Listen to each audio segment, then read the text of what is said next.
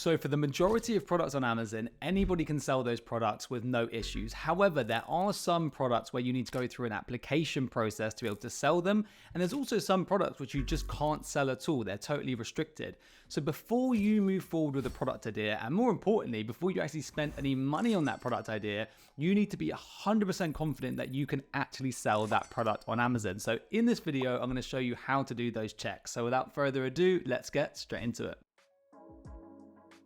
Okay guys, so this is a 4-step process. I'm going to go through each of these steps one by one, and as always, there'll be timestamps in the video just in case you want to come back to any of these steps. So step number 1 is checking for patents. So before we actually check whether you can sell a product on Amazon, we need to know whether you're actually legally able to sell that product anywhere at all, because there will be some products where the manufacturer or the designer has created a patent. They've applied for a patent for this product, which means that no one else is able to sell that product because they have innovated the product, they've invented the product, and therefore they own the patent, the designs for that product, and no one else is allowed to sell it. So what you want to do is come over to Google Patents and then just search for the product that you're thinking of launching. So it might be something like water bottle. Now what you'll find is generally when you are looking for a product, there are going to be so many results if you use quite a broad keyword. So writing something like water bottle is just not going to be helpful. So let's say that you're thinking of launching a aluminium double-skinned water bottle, then you'd want to be really specific. So you would write in aluminium flask, water bottle flask, double lined, or whatever it might be. And you want to try and be as specific as possible, because otherwise you're just going to find so many different results. So you're trying to work out whether the product, the specific design of the product that you're planning on launching has any patents associated. So try and be as specific as possible, and then have a look through all of these results and see if any of them closely match the product that you're thinking of launching. Now, a great example here is the snorkel mask. I think I was working with a student years and years ago who was thinking of launching this product. They did a trademark search and they found that there were a few different patents for this exact product, which meant obviously they couldn't sell it. Now, what would happen if you launched a patented product? Well, what could happen is a person who put forward that patent, it might be a designer, a manufacturer, whoever it might be, they could put forward an intellectual property violation claim with Amazon saying that your product is infringing on their intellectual property, their patent. Amazon would then take down your product listing until you could prove that there was no IP violation, which obviously you couldn't prove. So basically Amazon would just suspend your listing if this happened, which would be a real problem if you've already spent money on the product, you've got stock on Amazon, it would just be a nightmare. So it can be avoided by making sure there's no patent. So once you've done that patent search, you know that you're legally allowed to sell that product. The next thing that you need to do is work out whether you're actually allowed to sell it on Amazon specifically. So step number 2 is to do a restriction search on Amazon. So if you've watched any of these older YouTube videos, what you might have seen is that there used to be a little button under the buy box that used to say have one to sell, ? Sell on Amazon, and you could click it on one of your competitors' product listings to see if there were any selling restrictions. Now, Amazon has actually got rid of that button, but this method is the way to do basically the same thing. So what you want to do is sign into Seller Central. Then if you click on the menu drop down and come to catalog and then to add product, you'll be taken to the product listing page that looks like this. And then you want to select the keyword section here, and you want to enter in the main keyword for your product. So let's say, for example, that you're thinking of launching a laptop stand. You know, I love this example. You would write laptop stand in the search results and then just search. And then Amazon's going to give you a list of products that have that keyword in their title. So then what you want to do is on the right hand side, you want to select condition and click new. And you can see here it says apply to sell. So if there are no restrictions at all, it will just it will just simply say sell. But because it says apply to sell, there are some restrictions here. Now, this is probably a brand restriction, but let's click on show limitations. It will say, yeah, here we go. You need approval to list the brand. Now, this is nothing to worry about. This is just Amazon saying you can't sell this brand. But if there were other restrictions, it would also say it here. So there will always be a restriction that normally says you will need approval to list this brand, and then something about it being in refurbished or collectible condition. That's nothing to worry about. So we can ignore that. Let's check another one. Yeah, here we go. Show limitations. You can see that basically there's no limitations. You can sell this product. So what we can tell, this is basically an initial quick check. And what we can see from this initial check is that basically there is no restrictions for selling laptop stands on Amazon. So this is a good start. But let me show you an example of what this would look like if there was a restriction. Okay, so here I've just searched the word vodka because I know that there are selling restrictions for alcohol on Amazon. If I click select a condition and click new, you can see it says apply to sell. So we know there's some form of restriction.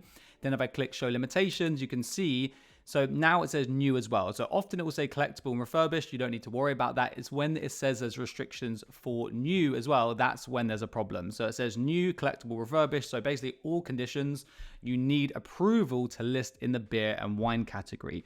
So if that is the case, then what you can do is click on the apply to sell button. This will then take you to the selling application page. It will give you a little bit more information and also allow you to request approval to sell in this category, to sell this product. So if you find that there are restrictions like this, then you can go through that process, request approval, hopefully get approval, and then list your product. If you don't get approval, then obviously you're not going to be able to sell that product. There's no point creating a product listing. So that is one way to do it. But what you tend to find with this method is that a lot of the time it actually misses certain restrictions. So this is just a quick initial check. If it highlights any selling restrictions, that's great. You can find out about them. You can apply to sell in the category.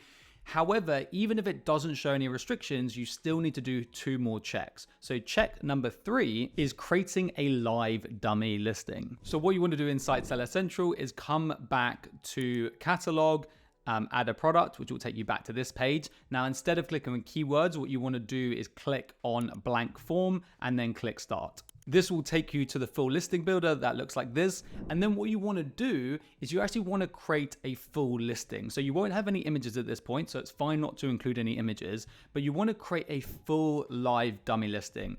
And the reason why I say full, and what I mean by that is that you want to have a title, some bullet points, and some descriptions with all of your main keywords in there. So you want to do a bit of keyword research, maybe just look at what your competitors are using. It doesn't matter because this can all be changed. But the reason why you want to include a proper title, bullets, and listing and description is because when you create this live listing, what we're doing it for is to highlight any selling restrictions. So Amazon, if there's any restrictions for this product, Amazon will highlight it within 48 hours of this listing going live.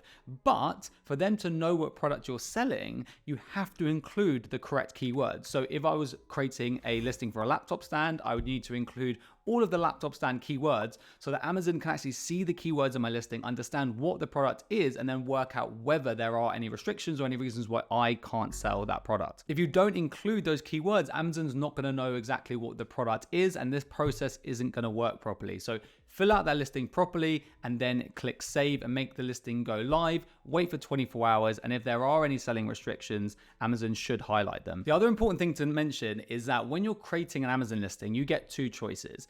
Is it going to be fulfilled by you, the merchant, or is it going to be an FBA listing where Amazon fulfills the items? Now, if you're doing FBM and you're fulfilling the items yourself, that's fine to select it. However, if you're planning on selling these items via FBA, it's really important that when you create this live dummy listing, you select FBA in those settings. It needs to be an FBA listing because there are some restrictions for specifically for FBA products in terms of restrictions of what Amazon will actually be willing to hold in their warehouses.